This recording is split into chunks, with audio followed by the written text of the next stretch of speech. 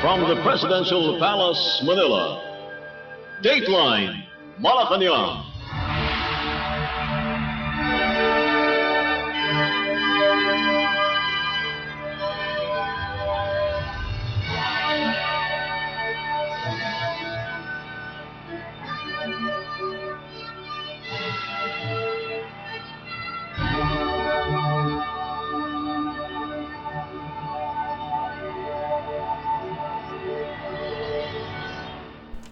Good day, this is Dateline Malacañang. Here are today's Palace top stories.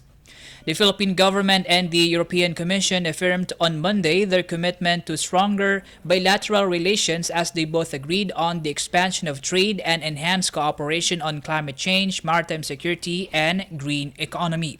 President Ferdinand R. Marcos Jr. said that he has just concluded a successful and productive bilateral meeting with EU Commission President Ursula von der Leyen at the Malacañang Palace. This occasion served as the first ever visit of an EU Commission President to the Philippines. In his speech during the official visit of von der Leyen, President Marcos said that he also welcomed the conduct this year of the scoping exercises between the European Commission and the Philippines towards negotiations for a Philippines-EU Free Trade Agreement, or FTA. On development cooperation, we committed to conclude a financing agreement on the Green Economy Program in the Philippines, a grant worth 60 million euros, which aims to support the Philippines in areas such as circular economy, renewable energy, and climate change mitigation. President Marcos also acknowledged the EU's staunch support for the Bangsamoro peace process, as well as the development of the Philippines in terms of the rule of law and justice, agriculture, space cooperation, and disaster management. The President also expressed his gratitude to the EU Commission for their dedication to extend the recognition of standards of training, certification, and watchkeeping for seafarers, or STCW certificates issued by the Philippines, as he emphasized that it has a positive impact on the employment of over 50,000 Filipino seafarers working on board EU-flagged vessels. As I mentioned to Madam President von der Leyen, the Philippines and the EU are like-minded partners through our shared values of democracy, sustainable and inclusive prosperity, the rule of law, peace and stability, and human rights. The continued exchanges between Her Excellency and myself, which started in Brussels last year, is a testament to our joint desire to bring our bilateral relationship to greater heights. President Marcos expressed hope that the visit of the EU Commission President to the Philippines marks the beginning of stronger and deeper ties between the EU and the Philippines. Dateline Malacañang. The news, European Commission President Ursula von der Leyen's visit to Manila aims to strengthen the relations between the Philippines and the European Commission and accelerate this to a higher level in terms of both regions' fight against climate change, transformation to a digital future, and security cooperation. In her speech during her official visit to the Philippines, President von der Leyen echoed Philippine President Ferdinand R. Marcos Jr.'s remarks that the Philippines and the European Union Commission share so many values and interests. Today I'm here to accelerate a new era of cooperation between us. We share so many values and interests. We both want to work towards strengthening our democracies.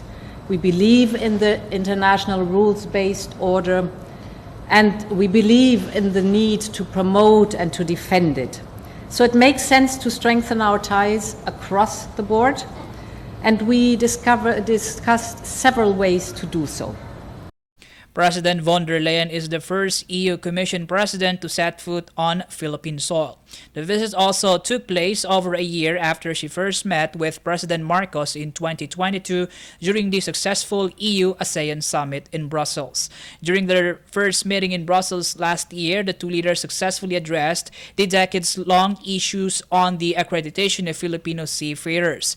As a result, the European Commission has agreed to extend the recognition of standards Standards of Training, Certification, and Watchkeeping for Seafarers, or STCWS, issued by the Philippines, which President Marcos said has a positive impact on the employment of over 50,000 Filipino seafarers working on board EU-flagged vessels. The EU Commission President's visit also coincides with the 60th anniversary of the diplomatic ties between the Philippines and the EU Commission. In her remarks, President von der Leyen said that the Philippines and the EU Commission will take their relationships to the next level, as she emphasized that they are already the fourth largest trading partner and the first foreign investor in the Philippines. She also emphasized that the EU Commission and the Philippines can do so much more with the strengthened ties between the two regions, as she expressed optimism on the efforts to relaunch negotiations for a free trade agreement, or FTA. She stood firm that an FTA has huge potential for both the Philippines and the EU Commission in terms of economic growth and employment rate, as she underscored the need to diversify and make the two regions' supply lines more resilient. And this is a lesson we have learned, and that is what we call de-risking our trade relations. An FTA is the basis for that, but it's also much more. An FTA can be a springboard for a new technology cooperation to modernize the broader economy. She also welcomed the Philippine government's efforts to put the country on the path to a cleaner and greener future, as she emphasized that they have created the Global Gateway, which is their investment plan for the world's sustainable infrastructure. We want to partner with you on this path, notably with the Team Europe initiative on the green economy that we just signed here. We will provide financing, expertise, and access to technologies to support you in the transition to a circular economy and the generation of green energy. Team Europe, that is the European Union and the Member States, will contribute almost €500 million into this green initiative. The European Union is also supporting your fight against climate change and extreme weather events with its so-called eyes in the sky. This is the Copernicus satellites. Currently setting up the so-called Copernicus data mirror within the Philippine Space Agency, as she emphasized that they have signed an agreement with the Philippine government to boost the flow of Earth observation data between the two regions. She emphasized that the Copernicus data mirror in the Philippines, which is the first in space cooperation in Asia, is very important for early warning to improve the climate resilience of the country. Aside from these efforts, President von der Leyen said that the third point of her visit to the Philippines was to help the country in turning it into a digital hub where some European companies are ready to come and invest in the country. President von der Leyen said that they will launch this year the Digital Economy Package for the Philippines. That is, we will work together on fast and reliable connectivity with submarine cables, on cybersecurity training, and on deployment and development of 5G. We are also working on a possible extension on a submarine cable that we plan to build between the European via the Arctic to Japan, and this cable could go all the way down to Southeast Asia, and we believe that it could go via the Philippines. That would give you a strategic position on an infrastructure that could be instrumental both for your prosperity and national security. We will stay in close contact on this. President von der Leyen also emphasized that she wants to work in partnership with the Philippines, as she noticed the country's great potential for critical raw materials that are needed for a clean and digital future for both the Philippines and the EU Commission. She asked the Philippines to start identifying projects that the EU Commission may develop, for example, the country's local mining industry, to support the communities and contribute to a secure global supply of critical raw materials.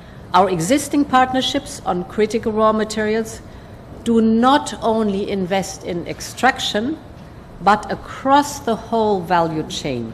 We share technology and knowledge, we train the local workforce, and we empower local communities. And of course, we abide by the highest environmental standards.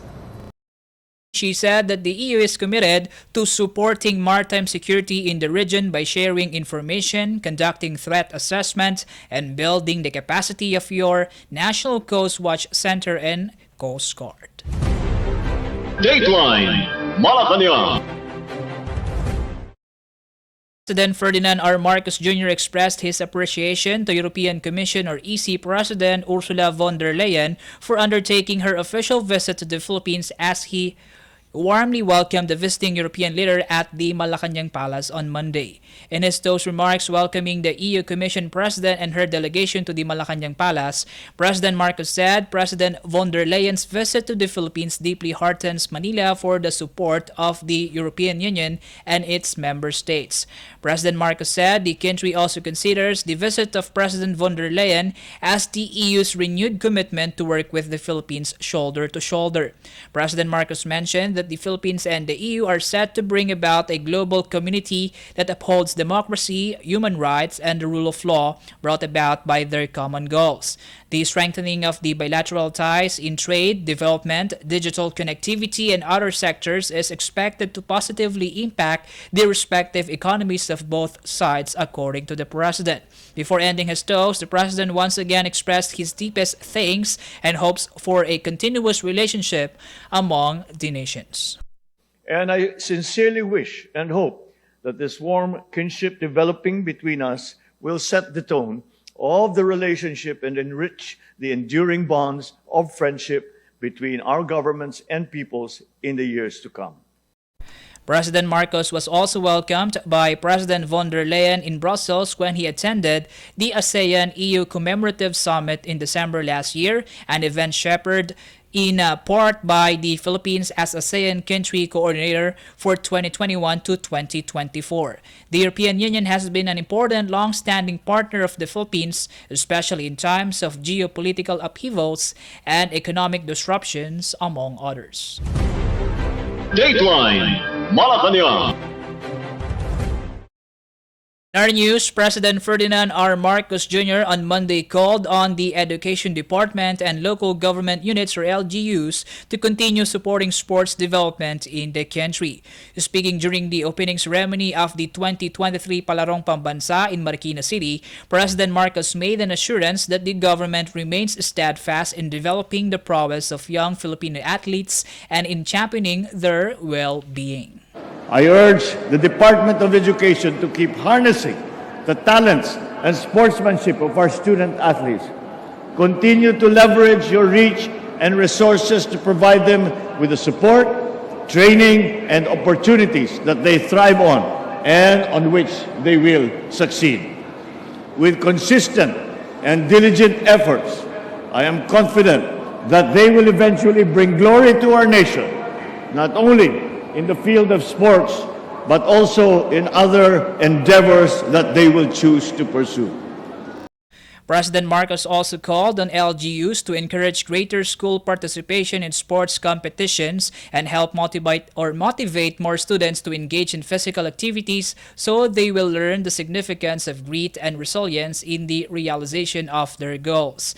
And to the student athletes, coaches, and trainers, the President said, Your dedication to sports is both inspiring and remarkable.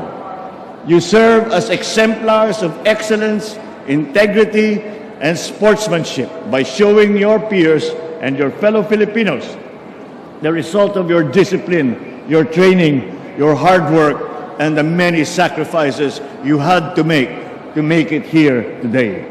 We have faith that you will emerge victorious not only victorious against the challenges in the playing field, in your academic work, but also in the journey of life.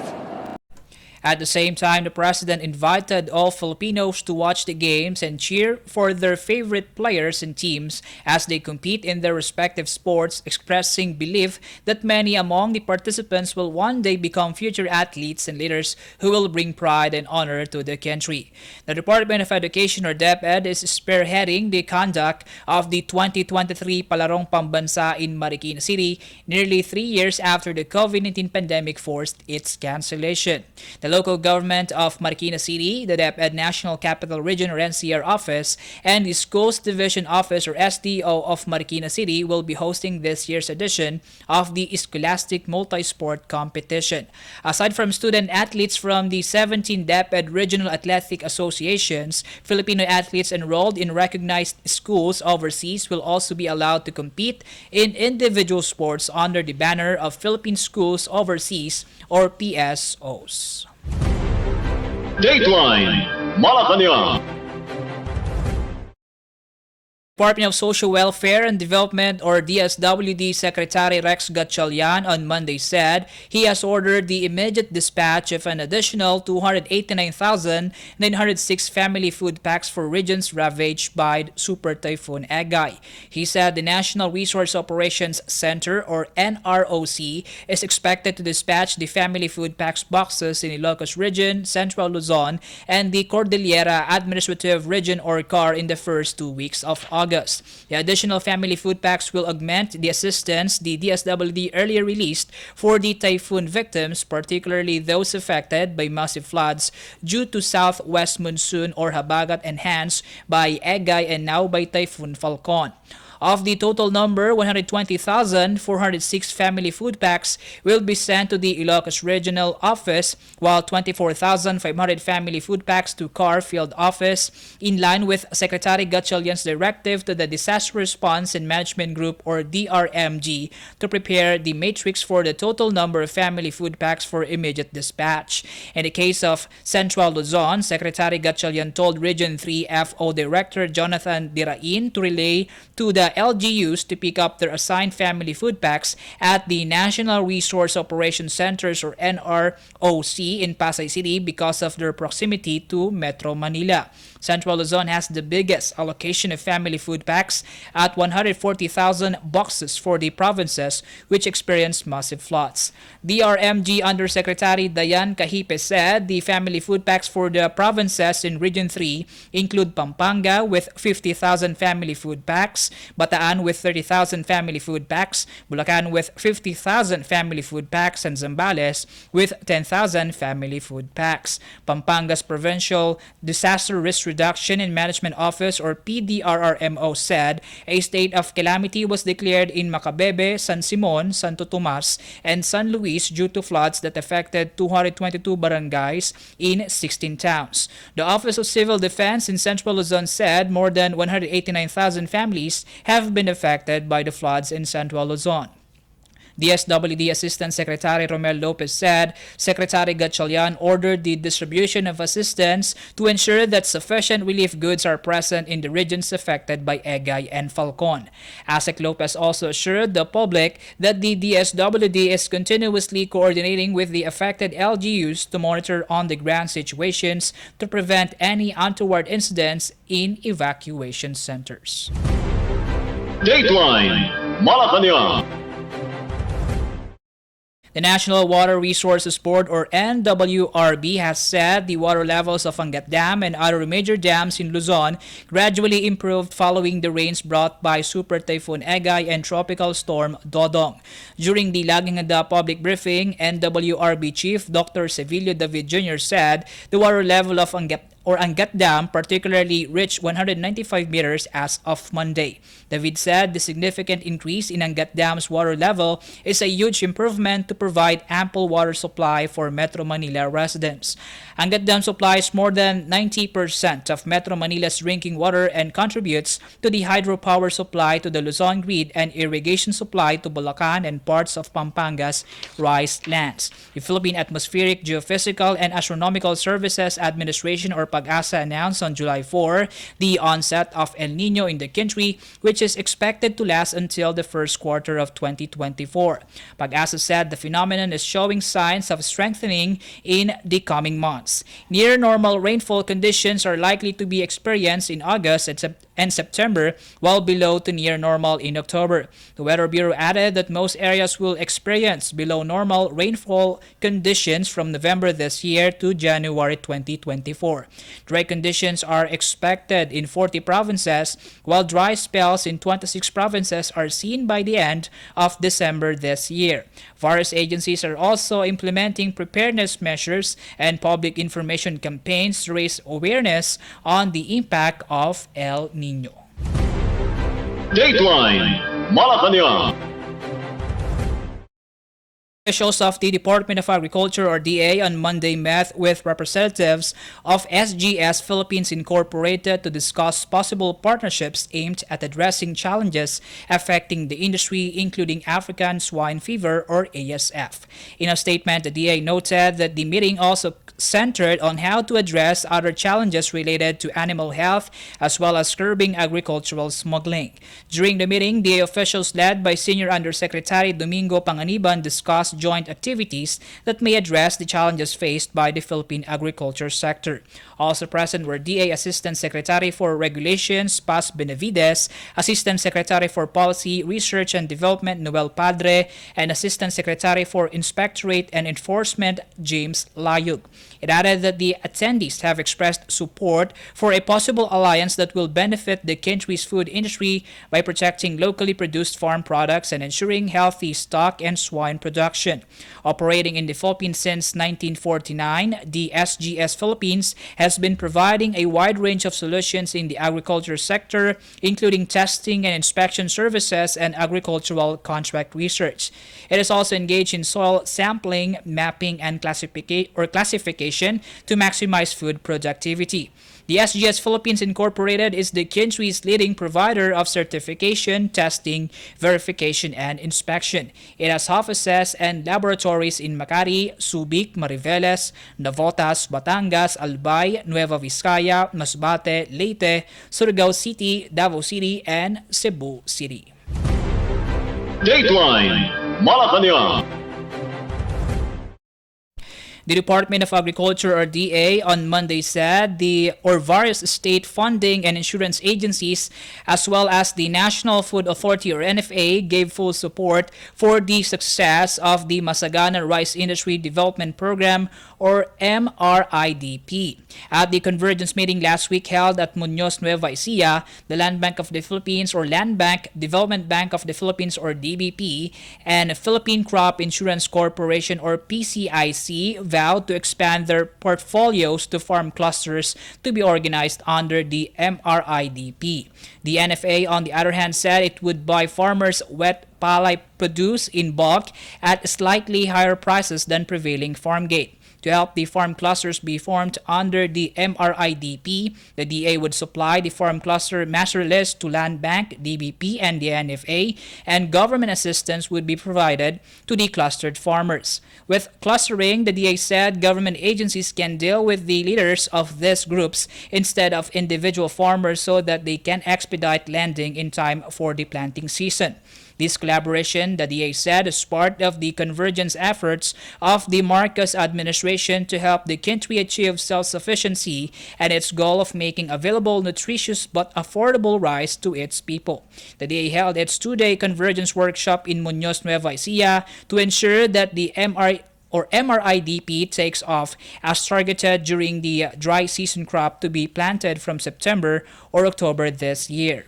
Regional executive directors of DA attended the convergence with the rice focal persons, Land Bank Agricultural Training Institute, the Philippine Rice Research Institute, Philippine Center for Post-Harvest and Mechanization, Development Bank of the Philippines, National Irrigation Administration, the National Food Authority, the Rice Board, Cooperatives Development Authority, the Department of the Interior and Local Government, Philippine Crop Insurance Corporation, Agricultural Credit and Policy Council, Bureau of Plant Industry, and the National Rice Program officials. Land Bank Vice President Glessy Angeles said the bank is currently rationalizing its lending program focused on the agriculture sector. At the same time, PCIC is exploring reinsurance to cover more rice farmers and their crops ravaged by natural calamities, pests, and diseases. The Agricultural Training Institute will focus its training programs in its learning centers on farm clusters, the first strategy of the Masagana Rice Industry Development Program,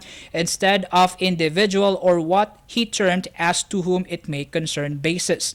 The Land Bank said its or Sikat Saka program, which began with 1.6 billion pesos from internal funds lent to small palay and corn farmers, is now at 3 billion pesos based on the needs of farmers. Angeles said lending rose from 50,000 pesos to 78,000 pesos per hectare. The Land Bank said it had lent 780 billion pesos to the agricultural sector and is looking into expanding support to farm clusters participating in the MRIDP. Dateline Malacañang. Philippine Statistics Authority or PSA expressed support to President Ferdinand R. Marcos Jr.'s commitment to fast-track the digital transformation in government services by implementing the Philippine Identification System or PhilSys. In a statement on Monday, PSA Undersecretary and National Statistician Claire Dennis Mapa said the PSA is doubling its efforts to make sure that no Filipino is left behind as the country undergoes continuous digital transformation. Data from PSA show that as of July 14, over 80 million already registered to PhilSys, with 35,156,030 PhilIDs and 38,874,524 printed e-PhilIDs have also been successfully issued. USEC MAPA called for the support of government agencies in integrating the PhilSys into their services, especially the acceptance of the PhilID and the PhilID. The PSA and the Social Security System recently signed a Memorandum of Understanding for the adoption of PhilSys in Social Security services and transactions. Government agencies also released their respective issuances supporting e-PhilID acceptance, among which are the Department of Social Welfare and Development or DSWD, Department of Foreign Affairs, and the Bangko Sentral ng Pilipinas. The PSA said it is working with the DSWD for the use of PhilSys registry for reliable identity verification for its social protection programs.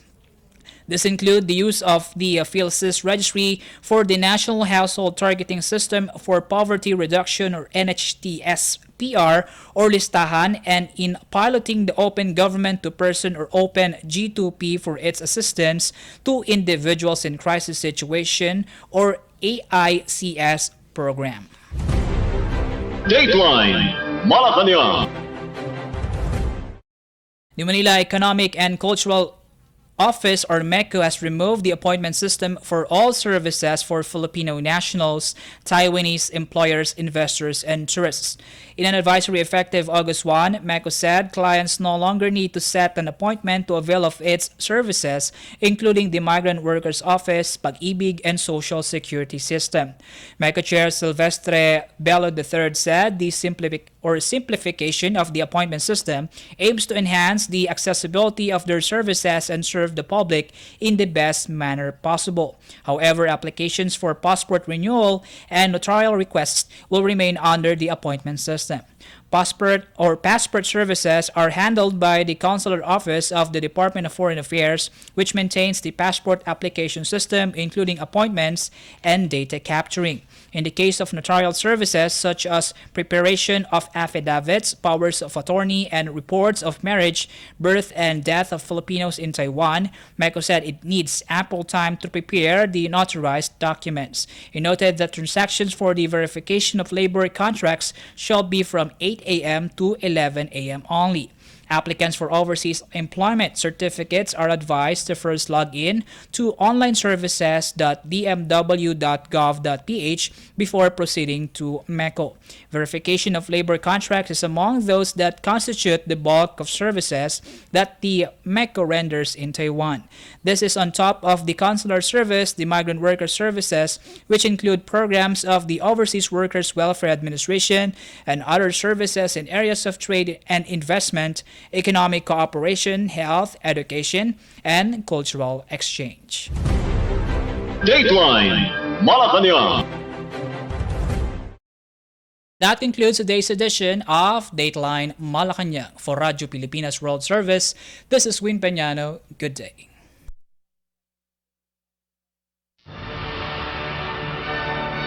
From the Presidential Palace, Manila, Dateline Malacañang.